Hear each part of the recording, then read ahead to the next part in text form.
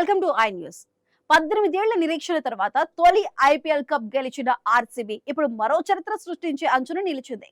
ఒకప్పుడు ఈసాల కప్ నమ్దే అంటూ ట్రోల్స్ ఎదుర్కొన్న బెంగళూరు జట్టు ఇప్పుడు ధోని, రోహిత్ శర్మల అలైడ్ క్లబ్ లో చేరే అవకాశం దక్కించుకుంది. అసలు ఆ క్లబ్ ఏంటి, ఆర్సీబీ ముందున్న చరిత్ర ఏంటి చూద్దాం.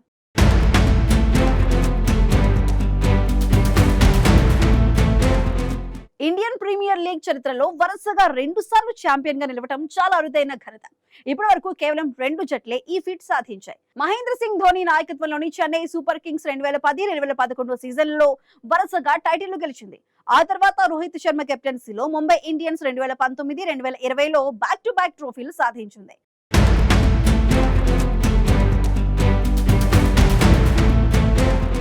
ఇప్పుడు అదే ఘనత కోసం రాయల్ ఛాలెంజర్స్ బెంగళూరు పోరాడుతోంది.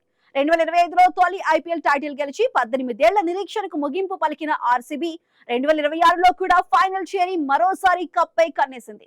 ఈ సీజన్ లో ఆర్సీబీ పూర్తిగా మారిపోయిన జట్టుగా కనిపించింది.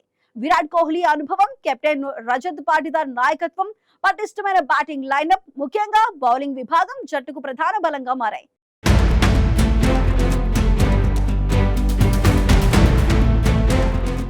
క్వాలిఫైర్ 1లో గుజరాత్ టైటాన్స్ పై 92 పరుగుల భారీ విజయం సాధించి ఫైనల్ కు దూసుకువెళ్లింది. ఆ మ్యాచ్ లో 254 పరుగులు చేసి ఐపీఎల్ ప్లే ఆఫ్స్ చరిత్రలోని అత్యధిక స్కోర్ నమోదు చేసింది. ఒకప్పుడు కోహ్లీ ఉన్నా కప్ రాదు అని విమర్శలు ఎదుర్కొన్న ఆర్సీబీ ఇప్పుడు వరుసగా 2వ టైటిల్ కు ఒక్క అడుగు దూరంలో నిలిచింది. కోహ్లీ కూడా గత 2 సీజన్లుగా అద్భుత ఫామ్ లో కొనసాగుతున్నాడు. 2025లో టైటిల్ గెలుపులో కీలక పాత్ర పోషించిన అతడు ఈ ఏడాది కూడా జట్టును ముందుండి నడిపిస్తున్నాడు. మరో ఆసక్తికరమైన విషయం ఏమిటంటే 2025లో తొలి టైటిల్ గెలిచిన అహ్మదాబాద్ నరేంద్ర మోదీ స్టేడియంలోనే 2026 ఫైనల్ కూడా జరగనుంది. అదే మైదానం ఆర్సీబీ అభిమానులకు అదృష్ట వేదికగా మారుతుందా అనే ఆసక్తి నెలకొంది. ఇక ఫైనల్లో గుజరాత్ టైటాన్స్ ప్రత్యర్థిగా నిలవటం కూడా పోరును మరింత ఆసక్తికరంగా మార్చింది.